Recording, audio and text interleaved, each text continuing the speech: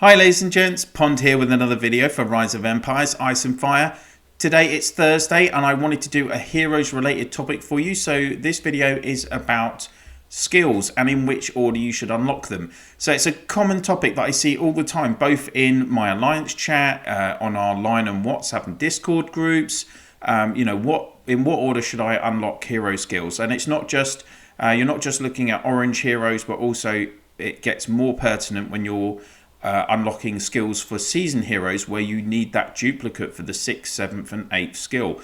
It's something I see on Discord regularly, multiple times a day as well. So I just wanted to do a quick video to highlight my thoughts on it and best practices. So first off, let's quickly look at regular orange heroes. Well, with a regular orange hero, let's just take Orochi. You only need one duplicate for the 6th skill, so that's one less thing to worry about. And then you're going to need two. You're going to need 2 orange and three orange for 2 orange for the 7th, 3 orange for the 8th. Now, what you got to think about is when you initially obtain a hero, you can unlock skills 1 to 5. So that is the first thing to think about. Well, absolutely every time, every hero, the first skill you should unlock to level 10 is Dictator, skill 1, because this is what gives you the physical troops in your squad. Combining that with, obviously, I'm assuming that you've got your training grounds maxed, for instance. So the skills that are going to give you your troops are skill 1 and skill 6. So, and your troops are obviously, they are the ones that are doing the basic damage in the battle, and they are the ones that, at the end of the day, impact how long you stay in a battle. Once your troops are all gone, or they collapse, then you lose the battle. So troop count is incredibly important in a battle, in combination with the skills that a hero has. But primarily, initially, you must have as many troops in your squad as possible. And skill 1 is the skill that accesses that. So skill 1, absolutely first priority. Continuing to look at skills 1 to 5. Obviously, I'm assuming that you will level up the hero as well, of course. And the next kind of things you should think about are the hero-specific skills 2 and skills 5. These are the skills that are, is what your hero is going to specialize in. It's the skills that are going to either buff your own troops, debuff your opponent's troops, do the damage to your opponent, counter your opponent. All of these kind of elements are very important. If you don't have these skills unlocked and leveled up, your hero will not do its job effectively in the battle for you. You're going to be just relying on your troops. So that's why skills 2 and 5 are more important than 3 and 4. Because the other thing to think about skills 3 and 4, whether it's a season hero or a normal orange. Okay, normal orange give you plus 30% resistance and might. With season, it's plus 50. But if we go quickly, let's. I had Jules this morning. Let's just go to that. That'll be the easiest. So if we go quickly to Jules, and we look at a battle report from today, me against Oleg, for instance. Let's just take this first round and go to unit attributes. If you look here on my calves, my total attack power, my might, is 372%. 372%. So if I don't have, even if I don't have skill 4 unlocked for that might, I'm only losing less than 10% of this total figure. 10%. And even with the resistance, it's only, 12%, something like that. And if it's Footmen, which have, bigger, better defense, then obviously with if you're not doing resistance for them, again, it's always, even at these levels, I don't have Dragon Master gear, I don't have a Minister or Emperor buff, even, we don't have T10 troops yet. Later on, with all these additional elements, you're going to see these percentages getting closer to like 500%, 600%. So skills 3 and 4 do not have actually such a big impact on the outcome of the battle. They're giving you minimal buffs. So that's something you want to think about all the time, and that's why they are not a priority compared to skills 1, 2 and 5. Now with your normal orange heroes, again, you just need that one duplicate to unlock skill 6. If you can get that duplicate, absolutely brilliant, because then you can this gives that bonus to your leadership skills. That means that you're going to get your max troop count for the Legion, and again, that is absolutely key. If you as many troops as possible, you're doing as more damage with those troops. They can take more damage. They're going to last longer. You've got a better chance to win the battle. Now with a normal orange as well, I would say in most cases you do want to unlock the 8th skill first before the 7th skill. So definitely, I'm just assuming that you will awaken once you get it, because you only need that one duplicate. But for every hero, the case is that their 8th skill is their most effective skill, whatever that may be. Usually the majority of the time it will be damage related, but to your opponent.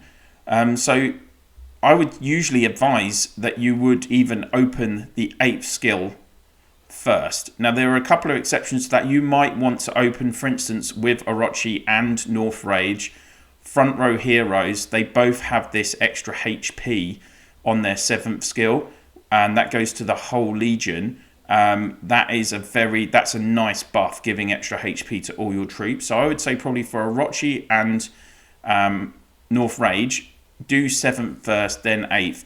For heroes that are going in your middle row, like Dual Blades, Hurricane back row, Heaven's Justice back row, if you're putting Yama back row, for all of those heroes, I would say unlock their 8th skills first. So that kind of covers orange heroes. Now let's talk about season heroes. So obviously with season heroes, when you first pick them up, you'll see I got Sister Hero this week. I've used his skills in the images on the screen. So when you first pick them up, you can level them up to level 25. That will unlock skills 1 to 5. As you can see here, you just need that one orange duplicate for skill to unlock skill 5. And then you're faced with all season heroes, you're faced with this conundrum. You need a duplicate for skill 6, for skill 7, and for skill 8. And all the time I see people asking about this in groups. Now, there is a pretty simple rule that you should stick by, guys. Now, if the hero is a front row hero, primarily front row, and you can check all the different hero combinations on my hero combo videos for Cav, Footmen and Archers. But if it, like, primarily you're going to use that hero on your front row all of the time, then you need to unlock skill 6 first. You need to awaken them first so that you can maximize your troop count. The reason for that is very simply the front row in a battle takes the most damage. They are always taking all of the basic attacks. They will often take a lot of the skilled attacks from the heroes, and you need maximum troop count there. If you don't have an awakened hero on your front row, you are going to lose the battle. Simple as. So you cannot use a seasoned hero on your front row until you have unlocked that skill. Now, which heroes are front row heroes? Well, you're talking about Beast Queen, Ebony Knight, Warlord, the Brave. In SX, it's Windwalker, it's the Lawman. You can put Army Breaker on front row as well. For Archers, you're talking about Cincinnatus, Skybreaker, Immortal Guardian, the Defender, Sakura Blossom. And for Footmen, apologies if I miss anyone off. For Footmen, you're talking about Judge. Yeah, Judge goes front, doesn't he? Yeah, Judge. I could just go through the list, couldn't I? Peacebringer. Actually, Chung can go front row as well, actually. Peacebringer. And then actually, Bleeding Steed can go anywhere. Soaring Hawk is front row as well. And then you've got Liberator SX5. He's a front row. And then who else? Well, I've got a ton of front row. You can put Cicero front row, but he can go middle. Dragon's Avatar, the Hunk, Datch can go front row as well. And even Skander can go front row if you want as well. Footmen, there's quite a few that do. So if you are going to put a hero front row, 6th skill first. Let's go to the other exact rule of thumb. So a back row hero, these are the ones that are your killer heroes. These are ones that are doing the damage. The troops that they have on that line are at the back. They are the least likely to get damaged. Absolutely the least likely. So you want to open the 8th skill first. So if that is like I've got here, my back row hero. So Living Saint for Cavs, you want to open her 8th skill first. Who else is back row for Cavs? Lionheart. Anyone that's back row, Jade Rakshasa, Iron Hand, there's loads. Yeah, Jade Eagle, Spectral Reaper. I already said Hurricane and Heaven's Justice for... Oh, Valkyrie for Footmen. Elk, I'd say, is a back row for Archers, even though he's not that great. Desert Storm for Footmen, he's a back row. The Immortal, absolutely back row for Cav. The Pacer is a back row. Yeah, that's it. So all of these back row heroes, if you get a duplicate for them, it's perfectly acceptable to unlock their 8th skill first. That is often the skill that is going to do the most damage to your opponent. That is the whole point of a back row hero in your legion. They are the ones that are going to do the damage, unless you are going with a super defensive legion where you're just going with 3 defenders, which, you know, is rare. Now, the other thing to think about, so basically the rule of thumb is that you want to then do the 7th skill last for all heroes. So it would be, that is the other kind of 3rd specific rule. So do 7th skill last. Now the reason for that is 7th skill, again, in S heroes, it's giving extra might, extra resistance to your troops. But again, remember what I was saying before, even though it's 40% and it's for each squad in your legion, in terms of their overall might or resistance, depending on which one it's buffing, it's still only giving 10-15% buff in that specific matrix, okay, in that criteria, in that category. So you don't, again, that's why it's not imperative to have this unlocked first. You know, that's why you would do it last. You need your troop count, you need your damage, you need your skill. So that is why front row 6th skill first, back row 8th skill first, no matter where, 7th skill last, which brings me to middle row. So middle row heroes, look, there is again a train of thought that you can unlock an 8th skill first with middle row heroes, because often they're doing either a bit of damage or they're doing a lot of support for your other 2 heroes. In my opinion, it's just my opinion, I would still do 6th skill first because for the troop count. That's just my belief. I mean, in my experience, when I've used heroes in the middle row in active use, having a hero which isn't awakened on the middle row, they still collapse quite quickly. And that's kind of my opinion on it. So, but I know a lot of people would still say for middle row heroes that they would suggest using unlocking 8th skill first. In the big scheme of things, the other thing that's talked about with S heroes is when can you use S heroes? Look, in my opinion, this is what I do. I mean, what I do is that I won't use an S hero until I've unlocked 7 skills. So I just only have the 7th skill left. So like, look at Skander. I got my 2nd duplicate of Skander earlier in the week. So now I've got skills 1 to 6 max, and I unlocked his skill 8 today, and I've maxed it. Now I don't have this resistance buff from him on the 7th skill, but I've put him in my legion. I'm not getting resistance buff from Bleeding Steed either, because I don't have the last dupe for him. But Jade, I do have her. I've got might for her. So that Legion is losing 80% resistance. So it's not ideal. I mean, that's probably a quarter of the total resistance it could have. But equally, you know, I'm benefiting from a healing skill from Bleeding Steed, and from Skander, I'm benefiting from his 8th skill on turn 5, remove friendly debuffs, and when it takes damage, 100% chance to dodge and be immune from to this damage lasting 2 turns. So I'm getting my front row basically protected for a quarter of the battle from that skill, which arguably is exactly the same as getting extra resistance, even though it depends on what skills it would be being attacked with at that stage, of course. So that is why, for me, I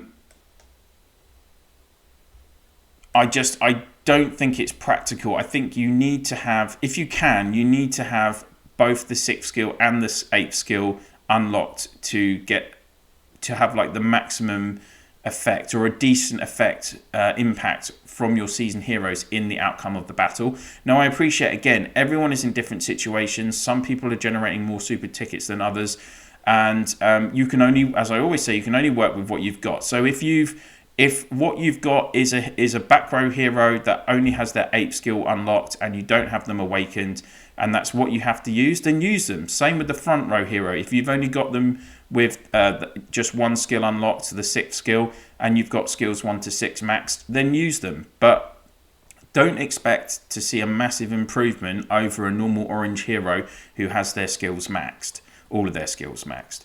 Now, there are just a quick couple of rules, differences to these rules. So, for instance, the Avalanche, even though she's a back row killer hero and she has an excellent 8th skill as well, her 6th skill with this increased demolition power, the 300 increased demolition power, she's the only back row hero I would say you need to seriously consider which skill to unlock first. Personally, for me, I wanted that extra demolition value to help me with scores in Eden and being able to assist the guild in demolishing buildings and structures. So I did do the 6th skill first, and then I did her 8th skill and then the 7th skill. I know a lot of players still go for this 8th skill because it has the clarity, which allows you to be immune to being CC'd. So that's a big benefit, plus the additional might and additional damage. So if you're looking, you need a killer, you've got some good Footmen Legions and you really need a killer cav hero, then in that situation, yeah, okay, unlock her 8th skill first rather than the 6th skill. The other hero that I want to highlight is Mr. Spectral Reaper. Again, he is a special case.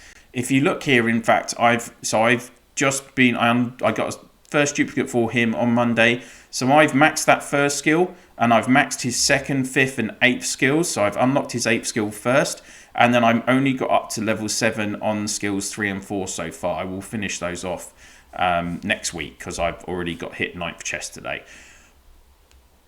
With Spectral Reaper, this, you really can put him in your Legion straight away when he's even at this level, because his 8th skill tallies that his squad is an additional row behind the 3rd row. So it's as if he's on an imaginary 4th row, and that protects his troops from combat skills. So the fact that you don't have him awakened, you might only have like 50,000 troops in the Legion, or even, I think it's 43,000 or something like that, isn't it, without the 6th skill. It's absolutely fine. He will, those troops are protected while they're still on that 3rd row. If you lose a row, then you're in trouble. But if he stays on the back row, the troops are protected because of this additional range. And so he is, Spectral Reaper is definitely very usable as he is right now. That would be the other kind of caveat to the rules that I've talked about. That's everything for the video, guys. I hope you've enjoyed it and found it informative. Of course, if you do have any questions or comments, please place them in the comment section below. I'll be more than happy to answer your questions. And if you'd like the video, please do click on that old like. And if you haven't already, why not click on the subscribe and ring the bell so you can get notifications whenever I'm dropping videos on the channel. And if you could please share my channel in your Alliance chat, Province chat, and for those of you in Eden, on your guilds chats and Province chats on the maps, that would be absolutely brilliant. And That's it for this video. Thank you so much for watching, and I will see you soon.